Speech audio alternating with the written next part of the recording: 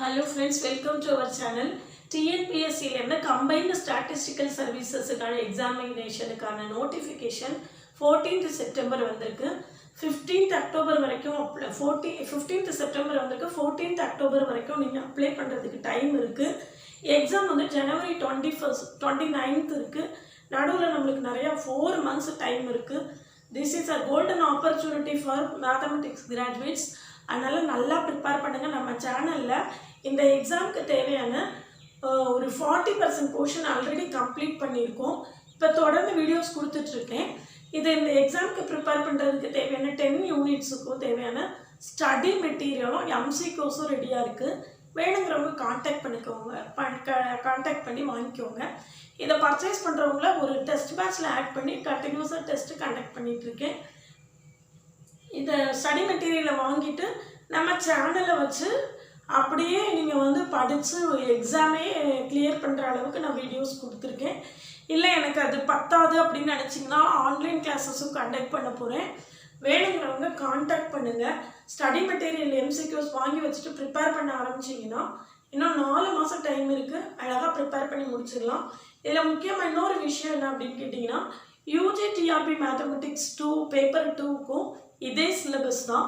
அதனால் already TET paper 2 mathematics pass பண்ணி UG TRB மேத்தமெட்டிக்ஸுக்கு ப்ரிப்பேர் பண்ணிகிட்டு இருக்கிறவங்களும் இதை வாங்கி இதை நம்ம சேனலையும் வச்சு ப்ரிப்பேர் பண்ணிங்கன்னா, நம்மளுடைய ஸ்டடி மெட்டீரியலையும் சேனலையும் யூஸ் பண்ணி ப்ரிப்பேர் பண்ணிங்கன்னா நிச்சயமாக உங்களால் அச்சீவ் பண்ண முடியும். அதனால் டிஎன்பிஎஸ்சி கம்பைன்டு ஸ்டாட்டிஸ்டிக்கல் சர்வீசஸ் எக்ஸாமுக்கு அப்ளை பண்ணியிருக்கிறவங்க, அப்ளை பண்ண விரும்புகிறவங்க அத்தனை பேரும் உடனடியாக கான்டாக்ட் பண்ணுங்கள். இது ஒரு நல்ல ஆப்பர்ச்சுனிட்டி. ஸ்டடி மெட்டீரியல் எம்சிக்யூஸை வாங்கிட்டு டெஸ்ட் பேட்சில் இது பண்ணி படிச்சிங்கன்னா அப்படின்னா நிச்சயமாக உங்களால் கிளியர் பண்ண முடியும்.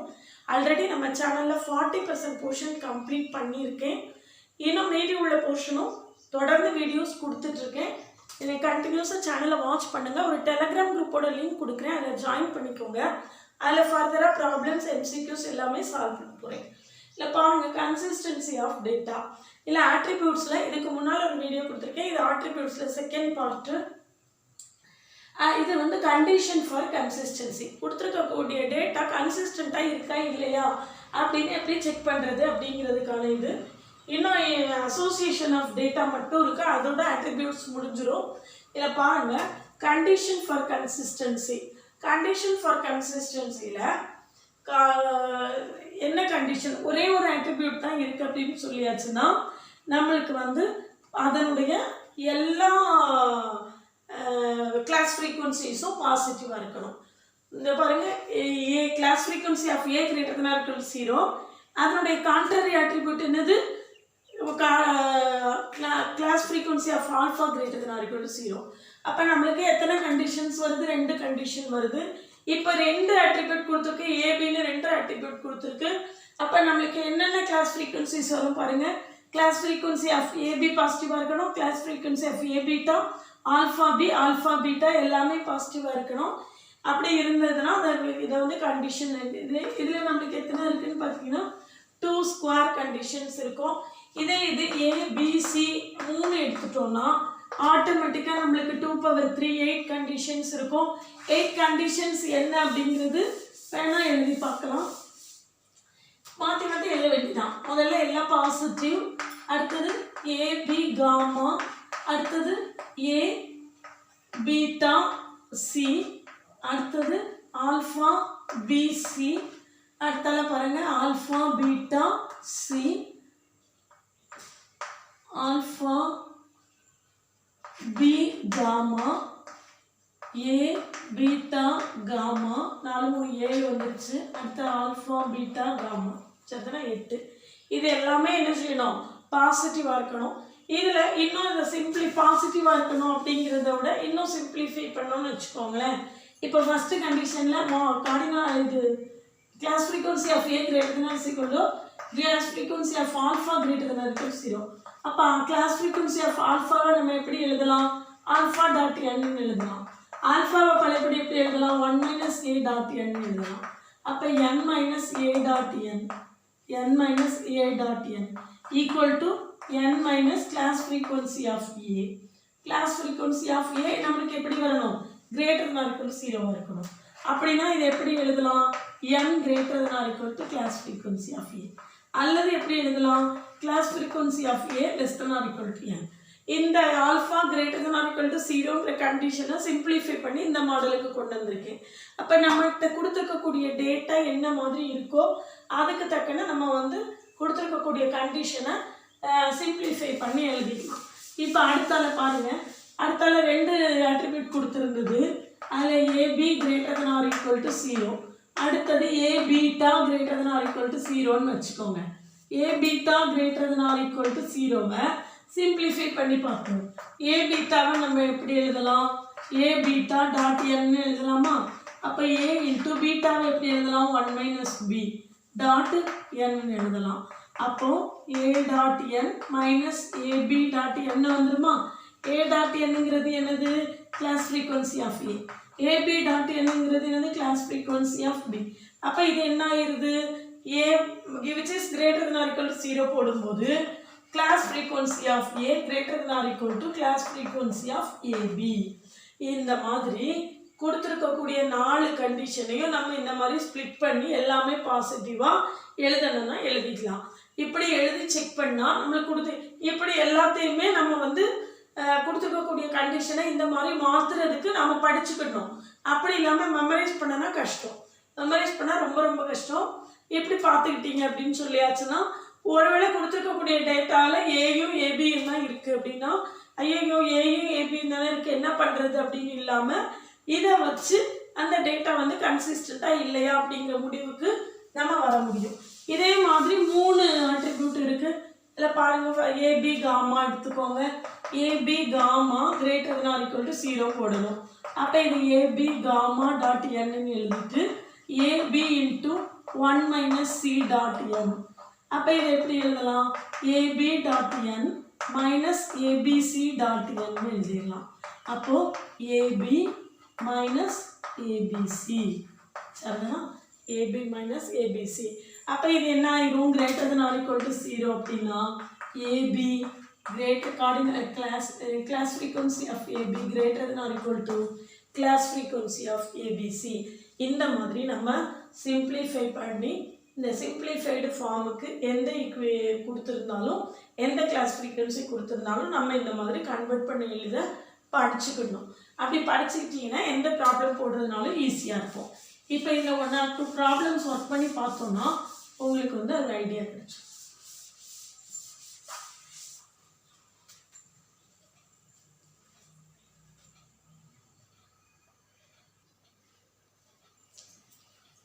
பாருங்க, இந்த ப்ராப்ளம்ஸில் வந்து கொடுத்துருக்கக்கூடிய டேட்டா கரெக்டாக இன்கரெக்டா அப்படிங்கிறத தான் கன்சிஸ்டண்ட்டாக இன்கன்சிஸ்டண்ட்டாக அப்படின்னு நம்ம சொல்கிறோம். இந்த டேட்டா வந்து கன்சிஸ்டண்ட்டாக அப்படின்னு கேட்டிருக்கு. எப்போவுமே இந்த கான்ட்ரரி அட்ரிபியூட்டை கண்டுபிடிக்கிறதுக்கு பாருங்கள். Contrary alpha beta cardinality means number of elements. இது ஃப்ரீக்வன்சி, அதுவும் அதே தான். Frequency of alpha beta. Frequency of alpha பீட்டாவை நம்ம எப்படி எழுதலாம்? ஆல்ஃபா பீட்டா டாட் என் எழுதலாம். அப்போ 1 minus A into 1 minus B dot N. அப்போ இதை எப்படி எழுதலாம்? 1 minus A minus B plus ஏபின்னு எழுதிடலாமா? Dot N equal to N minus frequency of A minus frequency of B plus frequency of AB. அப்போ என்ன வரும்னு பாருங்கள். n நம்மளுக்கு தெரியும் 600 இருக்குது, மைனஸ் A தெரியும் 300 இருக்குது, B தெரியும் 400 இருக்குது, அடுத்து AB தெரியும் 50 இருக்குது. இங்கே பாருங்கள், இது 650 மைனஸ் 700 ஈக்குவல் டு மைனஸ் 50 வருது, லெஸ் தென் 0 வருது. நம்மளுக்கு எல்லா கிளாஸ் ஃப்ரீக்வன்சியுமே கட்டாயமாக பாசிட்டிவாக இருக்கணும். பாசிட்டிவ் இருந்தால் மட்டும்தான் அது கன்சிஸ்டண்ட்டாக இருக்கும். இல்லை பார்த்தீங்கன்னா இது வந்து ஆல்ஃபா பீட்டா லெஸ் தென் 0 நெகட்டிவாக வருது. அதனால் கொடுத்துருக்கக்கூடிய டேட்டா வந்து கன்சிஸ்டன்ட் கிடையாது. சரிதானா? இதே மாதிரி ஒவ்வொரு ப்ராப்ளமாக செக் பண்ணிடணும். பெரும்பாலும் செக் பண்ணும்போது என்ன செய்யணும் அப்படின்னு கேட்டிங்கன்னா, அந்த கான்ட்ரரி ஃப்ரீக்வன்சியை பார்க்கணும். கான்ட்ரரி ஃப்ரீக்வன்சியை பார்த்தா நம்மளுக்கு ஈஸியாக கிடைக்கும். இதில் வேட் ப்ராப்ளமாக கொடுத்துருக்கா பாருங்கள். 50% of the people are wealthy and healthy. அப்போது வெல்த்தி அண்ட் ஹெல்த்தி, வெல்த்தியை ஏன்னு வச்சுக்கோங்க, வெல்த்தியை பின்னு வச்சுக்கோங்க, வெல்த்தி அண்ட் ஹெல்த்தியை அப்போ 50. சரிதானா? அடுத்து 35% R wealthy but not healthy. அப்போ wealthyனா A but not healthyனா beta equal to எவ்வளவு 30. அடுத்தது என்ன கொடுத்துருக்கு 20% are healthy but not wealthy. healthy but not wealthy. அப்போ healthy-ஆ இருக்காங்க ஆனா wealthy அல்ல. அப்போ alpha b equal to 20. alpha b equal to 20. அப்போ அதே மாதிரி நம்ம கண்டுபிடிக்கணும். நான் இப்போ தான் கண்டுபிடிச்சோம். ஆல்ஃபா பீட்டாக்கு நம்மளுக்கு என்ன வந்துச்சு? ஆல்ஃபா பீட்டாக்கு n minus frequency of A minus frequency of B plus frequency of AB வந்துச்சு. இப்போ தான் கண்டுபிடிச்சோம். அப்போது இதில் எது இருக்குது எது இல்லைன்னு பார்த்துக்கோங்க. ஏக்கு வேல்யூ இல்லை. அப்போ ஏக்கு வேல்யூ கண்டுபிடிப்போம். As equal to A beta plus alpha B. A beta plus alpha B இந்த இருக்குது. ஏ பீட்டா என்னது? தப்பாக போட்டேன்னு நினைக்கிறேன். A beta is equal to AB plus A beta. A இருக்கணும் பீட்டா B பீட்டா கேன்சல் ஆயிடும் அப்படி. அப்போ AB வந்து 50 A beta வந்து 35. அப்போ 85 வருதா? அதே மாதிரி B கண்டுபிடிக்க B கண்டுபிடிக்கிறதுக்கு B கான்ஸ்டண்ட்டாக இருக்கணும். அப்போ AB plus alpha B. AB வந்து 50 ஆல்ஃபா பி வந்து 20 அப்போ 70 வருது. மற்றெல்லாம் இருக்குதா? இருக்குது, மற்றெல்லாம் இருக்குது. therefore ஆல்ஃபா பீட்டா கண்டுபிடிங்க. ஆல்ஃபா பீட்டா n வந்து 100 ஏன்னா பர்சன்டேஜில் கொடுத்துருக்கு. அதனால் நம்ம என்ன 100ன்னு எடுத்துக்கிறோம். அப்போது n மைனஸ் ஏக்கு வேல்யூ வந்து 85, பிக்கு வேல்யூ வந்து 70 ப்ளஸ் ஏபிக்கு வேல்யூ வந்து 50. அப்போ இதில் பாருங்கள் 150 minus 155 வருது ஈக்குவல் டு -5 less than 0ன்னு வந்துடுது. அப்போ கொடுத்துருக்கக்கூடிய டேட்டா வந்து தப்பு தான், கரெக்டு கிடையாது. அப்போ கொடுத்துருக்கக்கூடிய டேட்டாவில் எரர் இருக்குது. Show that there are some எரர்ஸ்ன்னு சொல்லியிருக்கு. அப்போ less than 0 வர்றதுனால கொடுத்துருக்கக்கூடிய டேட்டா வந்து தப்பாக கொடுத்துருக்காங்க. It is not correct. அப்போ எந்த டேட்டா கொடுத்தாலும் நம்ம இதே மாதிரி எந்த வேல்யூனாலும் போட்டு நம்ம சிம்பிளிஃபை பண்ணி அது கரெக்டாக தப்பா அப்படிங்கிறத கண்டுபிடிச்சிக்கலாம். இதே மாதிரி இந்த ப்ராப்ளத்தை ஒர்க் பண்ணி பாருங்கள். இதில் வந்து 3 எண்ணம் கொடுத்துருப்பாங்க. ஆல்ஃபா பீட்டா காமா கண்டுபிடிக்கணும். நீங்கள் ஆல்ஃபா பீட்டா காமா கண்டுபிடிக்கணும். 2000 n வந்து 2000 கொடுத்துருக்கு. n வந்து 2000 கொடுத்துருக்கு. 1854 ஸ்பீக்கு தமிழ். அப்போ ஃப்ரீக்வன்சி ஆஃப் ஏ கொடுத்துருக்கு, ஃப்ரீக்வன்சி ஆஃப் பி கொடுத்துருக்கு, ஃப்ரீக்வன்சி ஆஃப் சி கொடுத்துருக்கு. அடுத்தால என்னென்ன கொடுத்துருக்கு அப்படின்னு பார்த்துக்கோங்க. இதை வச்சுட்டு நம்ம என்ன செய்யணும்? ஆல்ஃபா பீட்டா காமாவோட வேல்யூ கண்டுபிடிக்கணும். வழக்கம் போல் இது லெஸ் தென் 0 வரும். லெஸ் தென் 0 வந்துச்சுன்னா நம்மளுக்கு என்ன செய்திடலாம்? அது ஆல்ஃபா பீட்டா காமா எப்படி கண்டுபிடிக்கிறது அதையும் பார்த்துக்கோங்க. ஆல்ஃபா பீட்டா காமாவை என்ன எழுதணும்? 1 minus A 1 minus B 1 minus C dot N போட்டு சிம்பிளிஃபை பண்ணி என்ன வருதுன்னு பார்த்து ஆல்ஃபா பீட்டா காமாவோட வேல்யூ கண்டுபிடிச்சி கொடுத்துருக்கக்கூடிய டேட்டாவை அப்ளை பண்ணி ஆன்சர் கரெக்டாக வருதா தப்பா லெஸ் தென் 0 வருதா அப்படிங்கிறத செக் பண்ணுங்கள். வெறுமனே வீடியோ பார்த்துட்டு ஸ்கிப் பண்ணி போகிறதுனால எந்த பிரயோஜனமும் கிடையாது. கிளாஸ் ரூம்னு நினச்சிக்கோங்க. நம்மளால் டெய்லி கிளாஸ் ரூமில் போய் கிளாஸ் அட்டென்ட் பண்ண முடியலை, அதுக்கு பதில் நம்ம யூடியூப்பில் பார்க்குறோம் அப்படின்னு நினச்சி கட்டாயமாக ஒரு நோட்டு போட்டு வருஷப்படி எழுதிட்டே வாங்க. அவங்களுடைய கன்வீனியன்ஸ்க்காக அங்குன்னு இங்குன்னுமா வீடியோ கொடுக்காம கண்டினியூஸாக வீடியோஸ் கொடுத்துட்டே இருக்கேன். இன்னும் இந்த exam UGTRB as soon as possible நம்மளுக்கு நோட்டிஃபிகேஷன் வரும். அதுக்கு முன்னால் நம்மளுக்கு TNPSC combined statistical services exam notification வந்தாச்சு. ஜனவரி 29 எக்ஸாம் இருக்குது. இம்மிடியேட்டாக ப்ரிப்பரேஷனை ஸ்டார்ட் பண்ணுங்கள். நல்லா ப்ரிப்பேர் பண்ணி நிச்சயமாக கிளியர் பண்ணுற அளவுக்கு நம்மளுடைய சேனலையும் நம்மளுடைய டெலகிராம் குரூப்பையும் யூஸ் பண்ணிக்கோங்க. டெலகிராம் குரூப்போட லிங்க் கொடுக்குறேன், அதில் ஜாயின் பண்ணிக்கோங்க. அதில் ஃபர்தராக டெய்லி ப்ராப்ளம்ஸ் கேட்டவொன்னே கொடுத்துட்ருக்கேன். இது போக ஸ்டடி மெட்டீரியல் MCQs வாங்குறவங்கள ஒரு டெஸ்ட் பேட்சில் ஆட் பண்ணி கண்டினியூஸாக டெஸ்ட்டு கண்டக்ட் பண்ணிகிட்ருக்கேன். ஸ்டடி மெட்டீரியல் MCQs வாங்கி கண்டினியூஸாக ஒர்க் பண்ணுங்கள். வேறு என்ன கிளாரிஃபிகேஷன்ஸ் இருந்தாலும் கேளுங்கள்.